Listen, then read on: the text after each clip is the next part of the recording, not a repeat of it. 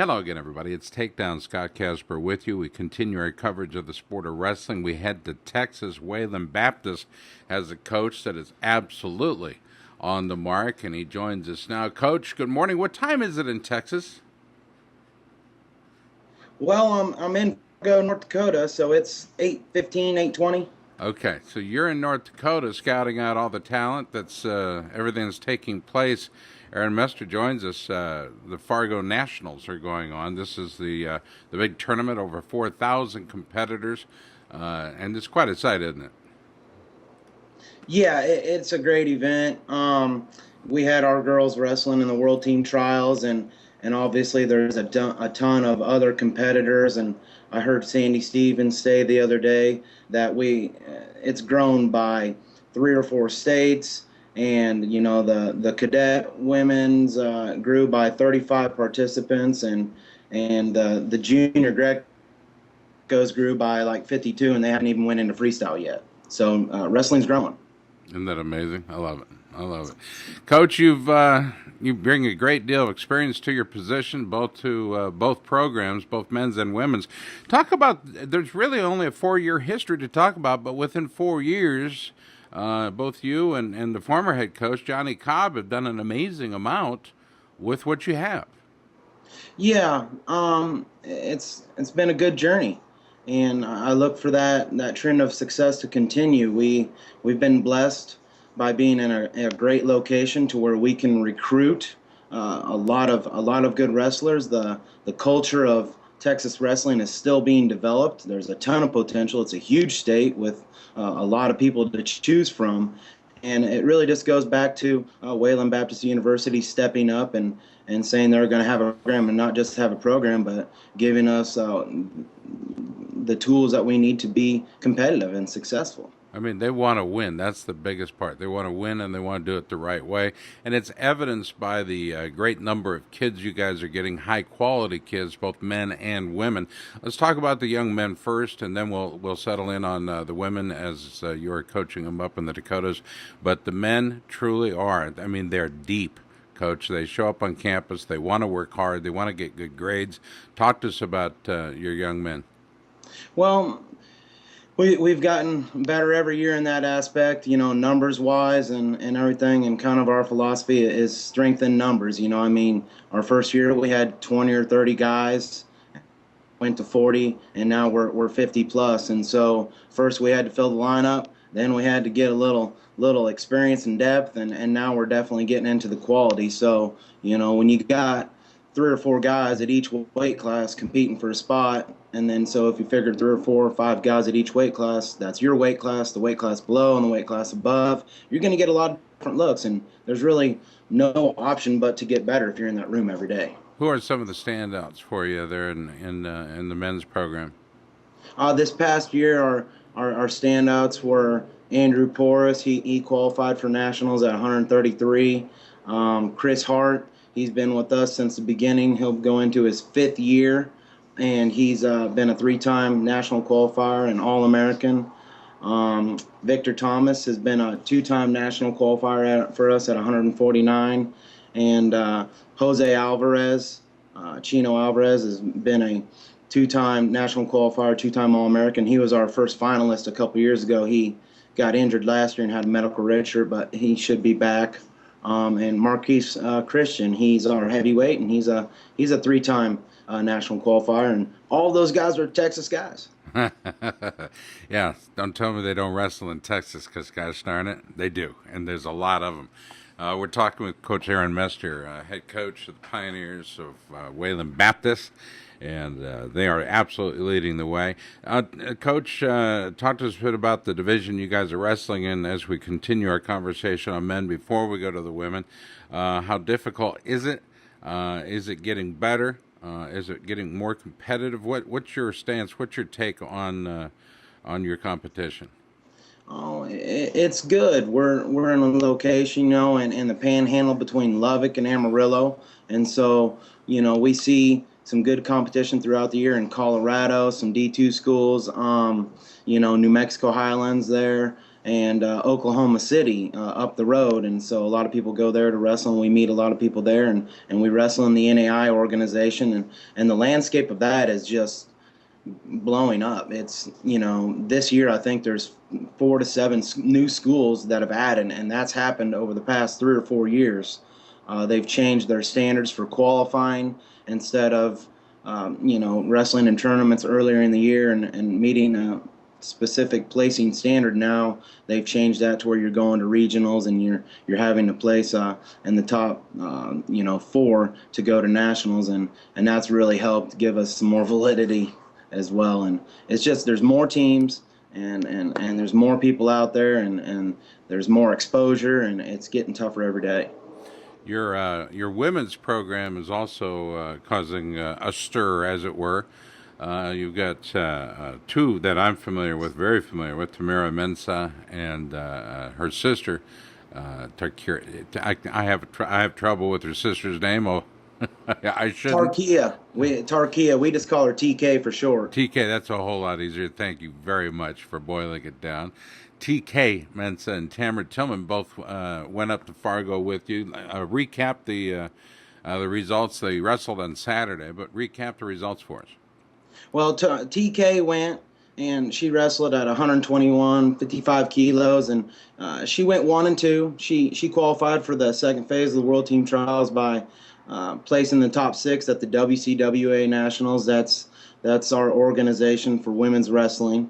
And University Nationals, she got second, and she wrestled out in Vegas. She didn't place in Vegas, but she had qualified for the World Team Trials by doing that. She went 1-2, and Tamara didn't wrestle in that because she was over. She just wrestled in the University World Championships and got second, as you previously mentioned on Takedown Radio. But we had Tam Tillman. Tam Tillman is from California, and she got second at University Nationals, and she came out here and she went 2-2. So the two girls we brought both won a match, and then Tam Tillman won 2 matches. So that's good to have our girls wrestling at the highest level of that we have in the U.S. Coach, it's often, well, it's not often, but it's I think it's outstanding to see young people be successful in their chosen field. Academically, but when they do so as student athletes, makes it even a little bit more special. Talk about her sister. I know that she competed in Pace Hungary, did Tamara, at 152 pounds. What was that experience like for her? It was a great one. Last year, she got the opportunity to go to Spain and wrestle in the Grand Prix, and that was her first international competition, and she was one of that Save Olympic Wrestling event, and she was one of the first girls and one of only 4 girls that got to wrestle in ancient Greece, where they first had the first Olympics, with the columns and the pillars, and that was an amazing experience for her.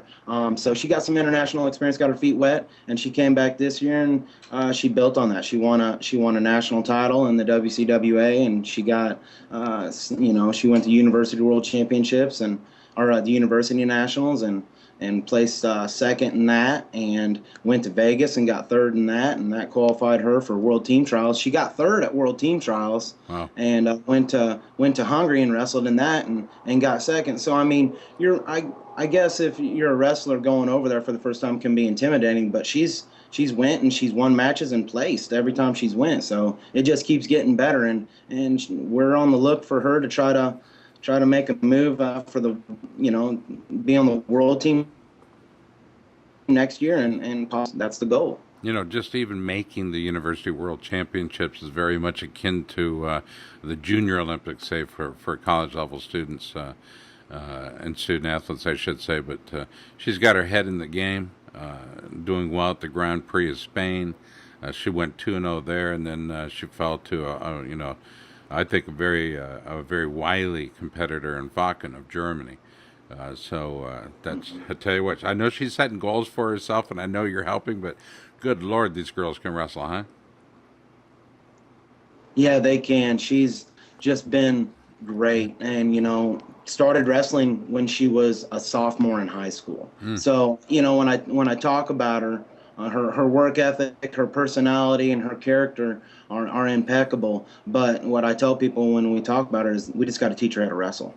She's genetically one of the most gifted people out there, and then she's got all the great character and integrity and things to go along with it. So God willing, she keeps doing what she's doing. She'll get what she's going for. We're talking with Coach Aaron Meister, the head coach of the Wayland Baptist Pioneers, both Pioneer men and Pioneer women.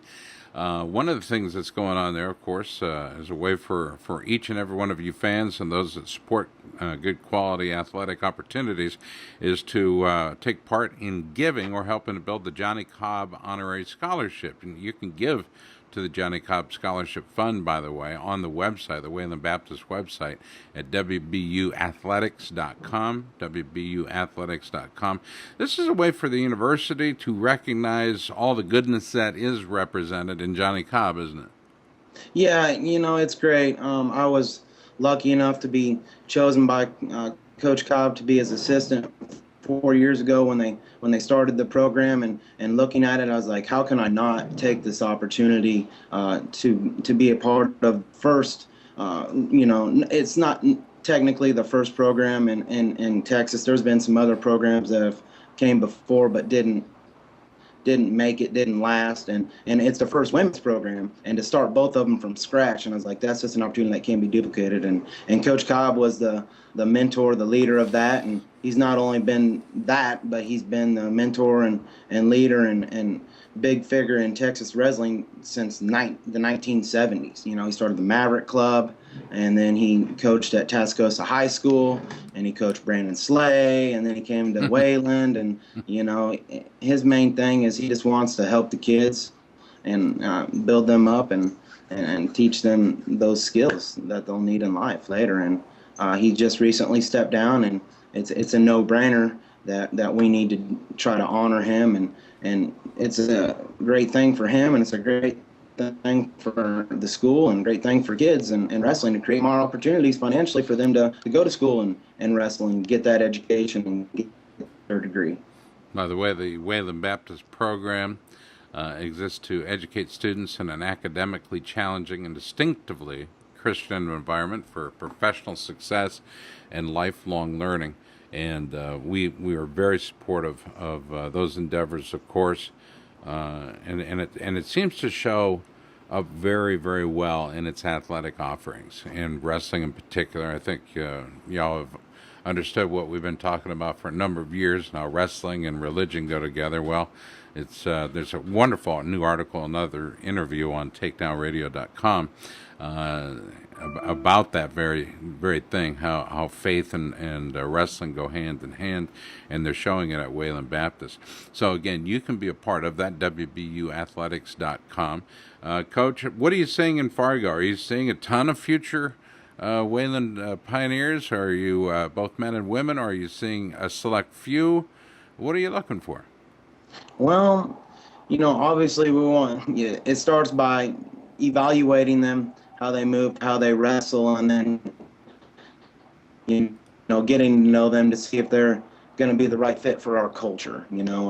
It's not for everybody. We have some higher standards there at Wayland, but that's the standards that it takes to be what we think successful at the highest level, academically and athletically. But there's a lot of kids out there that I would most definitely like to have. There's quite a few that we have that have committed to us for this incoming year that I'm coaching, and there's a lot of potentials that I'm looking at, evaluating, trying to get to know and start that recruiting process. You recently did well in the NWCA ELSM Best of Brand competition. You were one of the two finalists in the national search. Great competition. I thought it was a lot of fun. Still is. Voting's maybe over, but at the end result, I think there's going to be some things hashed out, and awards will be given out in Florida. Will you be attending? Yeah, I'll be there at the NWCA National Coaches Convention in Fort Lauderdale here in a couple days, and I'll attend that, and hopefully we'll come away with some awards. I would like one of those customized posters. We made a big push on our social media promotion this year, and really up that part of our program. And we were up for a couple of different awards. Servant Leadership Award. We do the Wounded Warrior Palo Duro run, and that kind of caps off our preseason, and we go down to Palo Duro Canyon, second biggest canyon in the United States, which is only 45 minutes from us, and kids raise money in the community, and we go to the grocery store and take out groceries and take donations, and we give all this money back to the Wounded Warrior Foundation. That's solid service, by the way.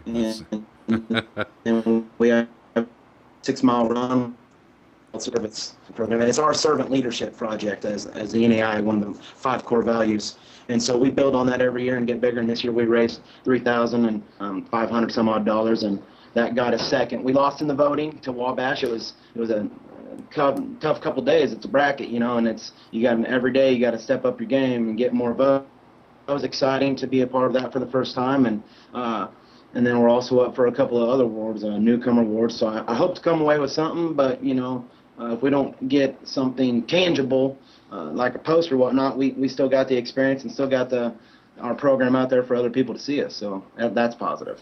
Well, there is something to be said about leading the way for everybody else, and WBU is doing that. Coach, is there anything that we need to touch on that I haven't asked about or you haven't talked about? No, sir. I think we've touched base on everything. When I get done with this, I can email you that Johnny Cobb honorary scholarship information. It's got like a description and a picture of him, and I don't know if you can tie that into this anyway. Sure, I can. That'd be great. I know you do a lot of good graphics and things like that. So my guys do. I can't hardly draw with a crayon. How about that? Okay. Whatever it takes, man. I'll send that to you, and if you could post that up, that'd be great. Absolutely, and you've got my email as well. I appreciate you taking the time to talk with us. I know you're busy, Aaron, but gosh, it's always good to reconnect, and especially when there's something good going on. And man, at Wayland Baptist, there's something good going on. I love it. Well, I do too, and we're going to keep doing our best to build up. Thanks for your time and getting us on the show. The official website for Wayland Baptist is wbuathletics.com. I appreciate the time for Aaron Meister. He's the first-year head coach, and he's doing a great job taking over for the retiring Johnny Cobb. But you can be there as we salute Johnny Cobb now and in the future with the scholarship opportunity. Be a part of that. Make that part of your plan giving. It absolutely will feel good long and into the future. I appreciate it, Coach. Thank you so much. All right. Take care.